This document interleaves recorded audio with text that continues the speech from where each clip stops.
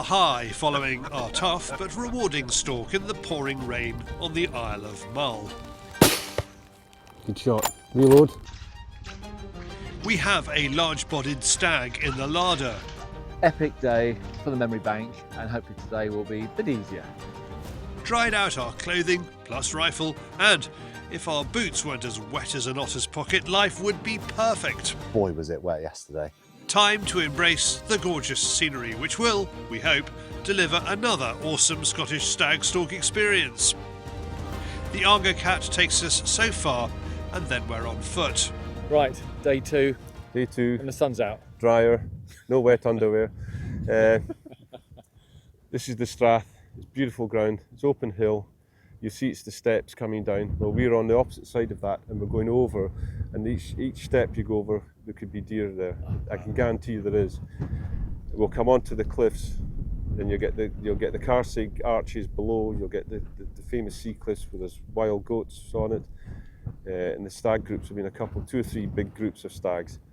We'll go in and try and pick something off. Once again, if it's uneven, poor or V-shaped, we'll shoot it.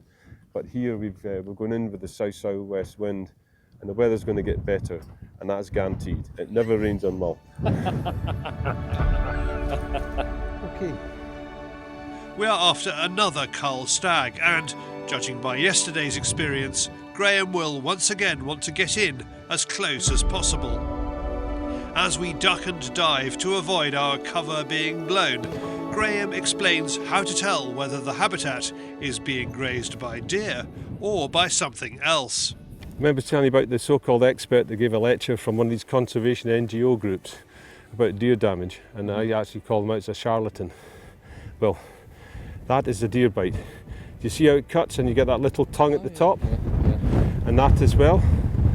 But if you get a straight cut, it's not a deer. The deer, because it's got teeth got the leather palate, go cut and pull, and that's the bit gap between the gap of the tooth, or it's not cut with the tooth. So you get a tip to it. So you get that, a cut and a wee rip at the end. Oh, yeah. That's deer. Now you won't get in every single bite they take, but if you look at 5 or 6 pieces of grass and you find that, you know that's deer. If it's a straight cut, like this, it's not like that, it's not deer. See the difference? Deer leave the tongue. And you hear all these people how they're deer experts or damage experts. No. Go and read some of the Oak Forest Commission Rangers Handbook by Harry Pepper and see how to identify damage. That's stripping by teeth on trees and also on grass. Okay, and other but it's things. only a couple of mil, but there's definitely an extra bit there, yeah? Yeah, and that's this deer. After an hour or so, we arrive at the cliffs. It's quite a view. Bad office, Graham. Oh, I've had worse. This is the nicest bit on the estate. That's Carsig over there, Loch Buoy around in that peninsula. It goes round. It looks like an island, but it's a peninsula. And this is the Carsig cliffs. But not a bad place to work. Eventually, we have quarry. A group of stags up in front of us next to what looks like a series of bunkers on a golf course. In between those two on the right, there's about a dozen to 14 stags. There's a mixture from young, mature and old, and there's bound to be something poor in that. So we're going to go and get that. But where we are, with this south wind and south-southwest, we could get them from here, but when we get over this ridge, there's no cover, and we'll blow it. So what we'll do is, unfortunately chaps, we'll have to go around here and have a hard climb up the face of that, come round the top, could well find deer on the top, go over the valley and come in and shoot from that cliff to the green. That's quite a walk. Yeah, but I guarantee you'll see other deer. Oh, yeah, okay, it might be fine, females, but yeah. you'll see other deer going that way. But brilliant, I just love that. We've got a plan now. So crampons on, rucksack's tight. New set of lungs required. So we'll go there. That's where we're going next. Cool. If you can't avoid deer, sometimes you need to push them on gently. Graham gives a group of hinds something to think about.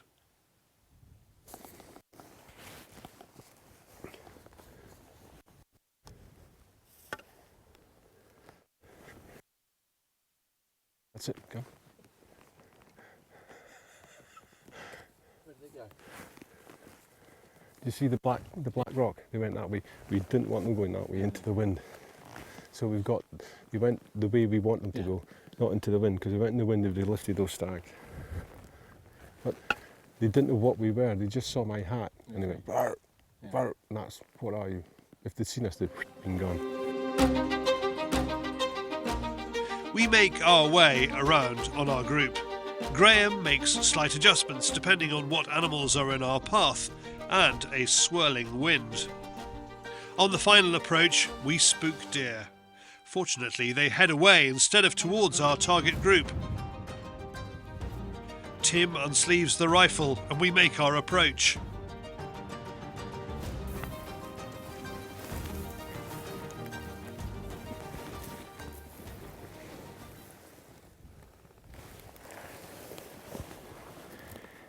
It's the big royal. No. He's massive and he's too good to shoot. That only leaves another 12 to look at. But he must have got a bit of a puff of that wind. Right, get ready. Then things happen fast. Graham directs Tim to take a youngster from the back of the group. Right, that back one.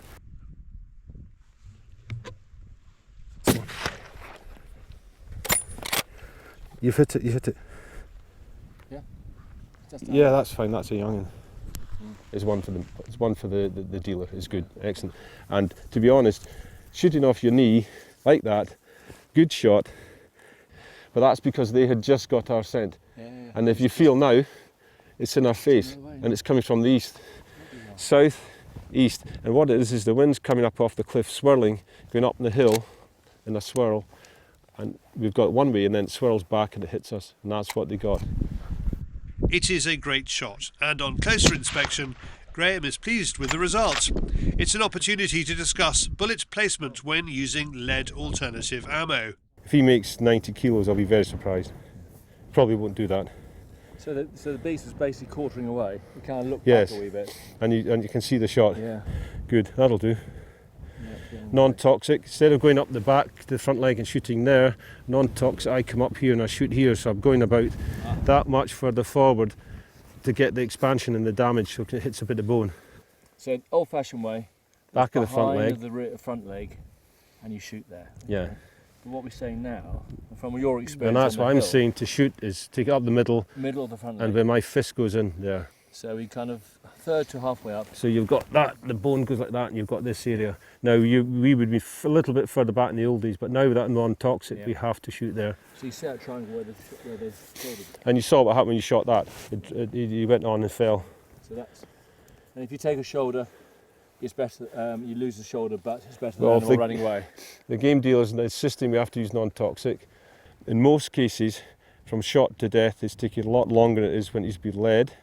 And that's from bitter experience, and speaking to many of my colleagues, especially a lot of the professionals in the SGA, they're finding shot to death is not as rapid as it was with lead, and we're having to move target. We didn't have this conversation 6-7 years ago about it. It was that, so there's welfare issue with it. Also the ricochet at night in urban, peri-urban, and in forestry. The non-toxics do have an issue with ricochet. And that the health safety officers will have to take that into account. And you saw that. I mean, the reaction on that, I was falling, I didn't actually see, I knew it had hit, but the reaction wasn't like that normally, it just went on, and then it stumbled. You've hit it. They'll have to get it right if the law is that's the case, but so far it's a work in progress. As always, pulling the trigger is the easy part. Graham brings the Argo to load and extract the stag.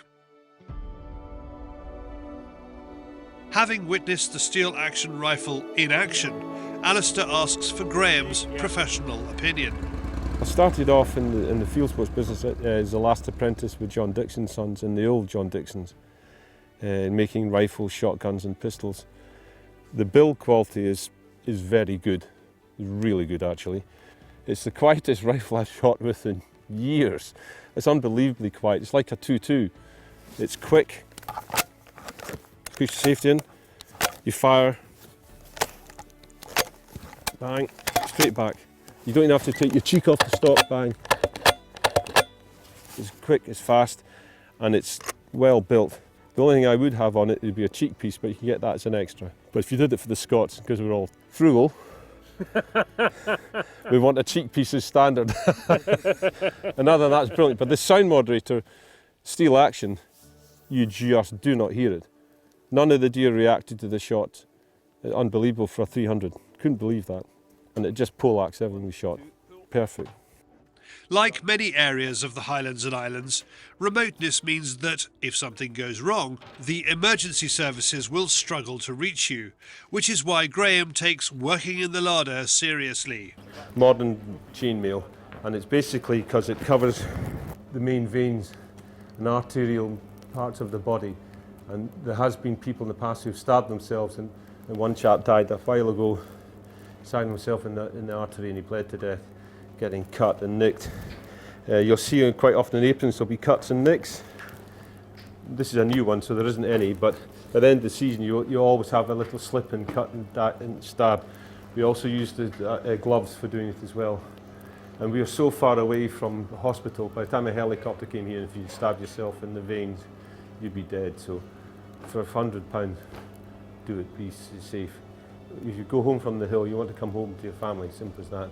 And one of the most dangerous places is knives going around is a larder, slipping on the floor, all the anti-skid, handling heavy weights, getting caught fingers, muscle, manual handling.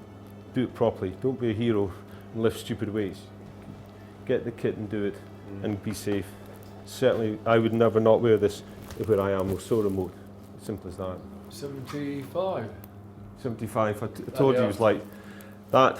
50 kilos left on the other one. Yeah, and he's thin on the back, so nothing special. As I say, we've got loads better 8-pointers than this. He's a young beast. He's not great at the back. You might find he'll have a parasite burden on him, so we'll check the liver and things, but nothing special. See it curling up? That's a liver fluke, and that's in the liver. And that came out before I opened up the portal gland inspection, so that's why he's probably not in good condition.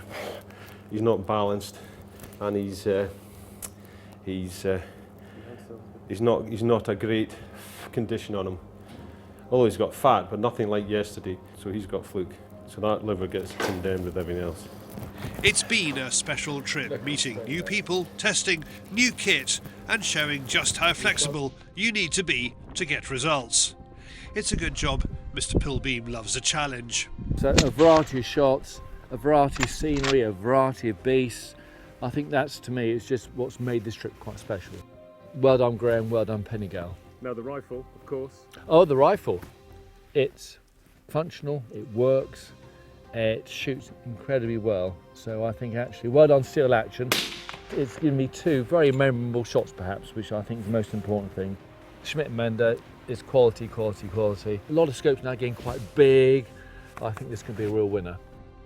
To learn more about the Steel Action rifles, go to steelaction.de, Schmidt & Bender, schmidtundbender.de, and to see what other products Alistair is bringing to the UK market, including German clothing brand Rasher, go to harknessetal.co.uk.